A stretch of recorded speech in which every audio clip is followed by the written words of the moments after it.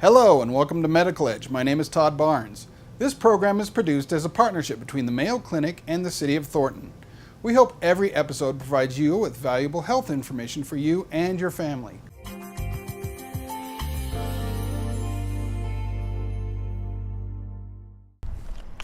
To some, it may seem like a miracle that Bob Anderson is teeing off and shooting pars. To get a diagnosis of cancer was obviously earth-shattering. Bob had a cancer called fibrosarcoma. And he confirmed that there was a tumor in my pelvic region. A large tumor that involved bone, muscle, and nerves. It's impossible to get rid of the tumor without also removing the extremity. Mayo Clinic surgeon Dr. Tom Shives removed the left side of Bob's pelvis and his entire left leg. What went through my mind was, how long do I have to live? What's going to happen to my kids? What's going to happen to my wife? Am I going to be a burden to them? The whole process is a huge loss. So losing a leg is like losing a loved one, no matter. Dr. Karen Andrews specializes in helping patients like Bob adjust to life after an amputation, a life with a prosthesis. Having an amputation is so devastating, but people do so well. Dr. Andrews says Bob's prosthesis is computerized. It senses when he moves and responds accordingly. I want it to be active. Bob makes walking with his prosthesis look easy, but it takes time, commitment, and determination to rise up after a difficult diagnosis and surgery and stride again. I was told very early on in this journey that you have two options. One, you can be a spectator and watch life pass you by, or you can be an active participant. And I choose to be an active participant in life. Not to mention being an accomplished player out on the golf course. For Mayo Clinic News Network, I'm Vivian Williams.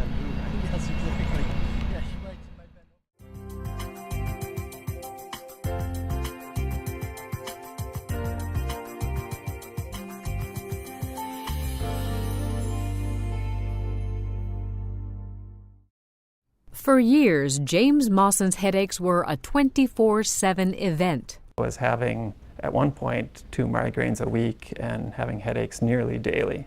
The pain impacted his work and family life. James often wouldn't have the energy to play with his son Will. I would come home from work and I would just want to go to sleep.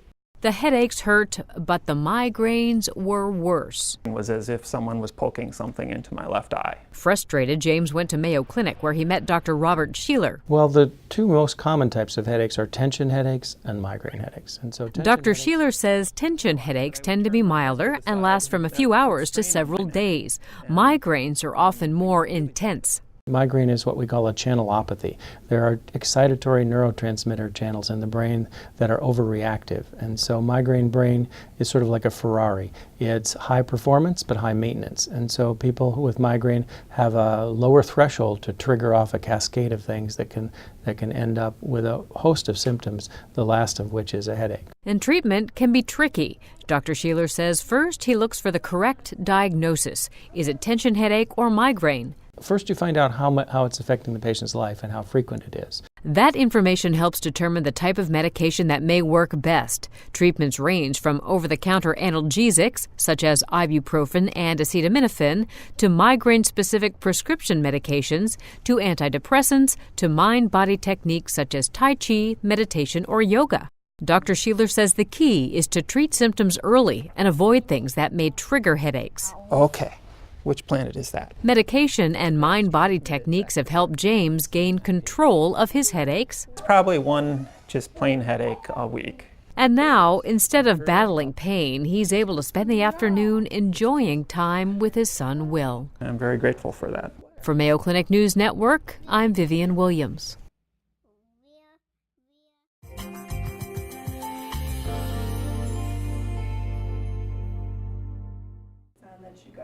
Meet little Skylar Getchman and her mom, Taylor Petrick. She's really happy. She sleeps a lot, but she's smiling and she's very wiggly. And Skylar was born with infant hip instability in her right hip, an issue doctors identified hours after she was born. They had discovered she a small click. Her hip comes out of socket. Hip instability happens when the hip socket isn't deep enough, which is dysplasia, or because ligaments are loose and allow the ball to slip out of the socket. We want to do everything we can to make sure that the ball is inside the socket while those ligaments tighten up, and then those ligaments can hold the ball deep and securely inside the socket. Mayo Clinic orthopedic surgeon Dr. Anthony Stans says the sooner you treat hip instability, the easier it is to correct.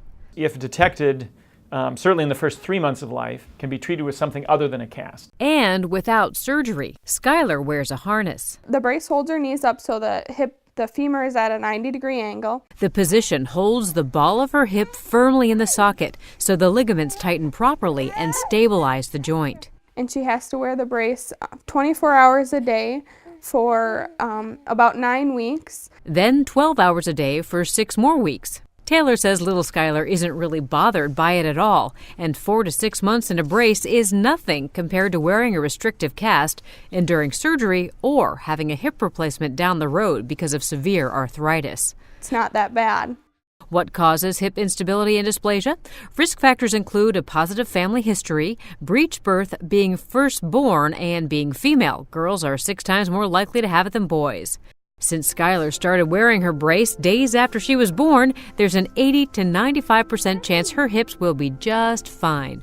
For Mayo Clinic News Network, I'm Vivian Williams.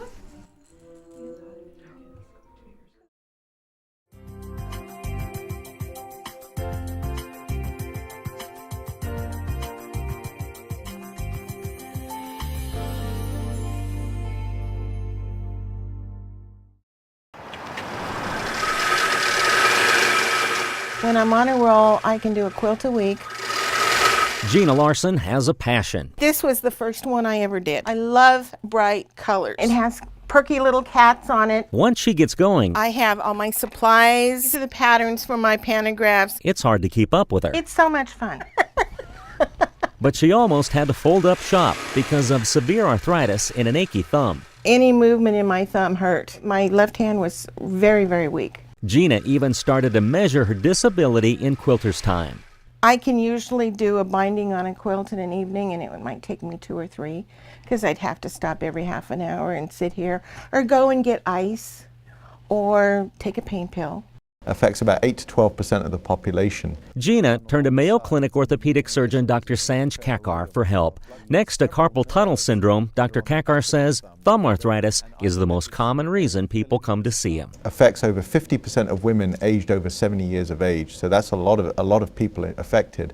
And up to a third of postmenopausal women are affected by basilar thumb joint arthritis as well. Dr. Kakar says the mechanics at the base of your thumb are complicated, with 16 ligaments, 9 muscles, and numerous nerves.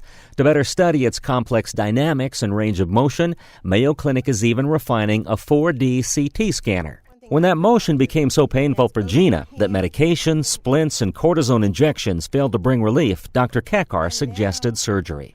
We'll cut down onto the bone and then remove that arthritic bone, the trapezium. There are different suspension procedures that one can do, and one you can use tendons to try and sort of create a belt and braces method to hold up the thumb joint. Dr. Kakar says surgery is successful for 80 to 90% of patients. Feel better than new. For the Mayo Clinic News Network, I'm Dennis Dole. That's all for this episode of Medical Edge. If you're interested in learning more about any of the stories featured on this program, you can find additional resources by visiting our website and following the link to the Mayo Clinic. Thanks for watching, and be sure to watch the next episode of Medical Edge from the City of Thornton.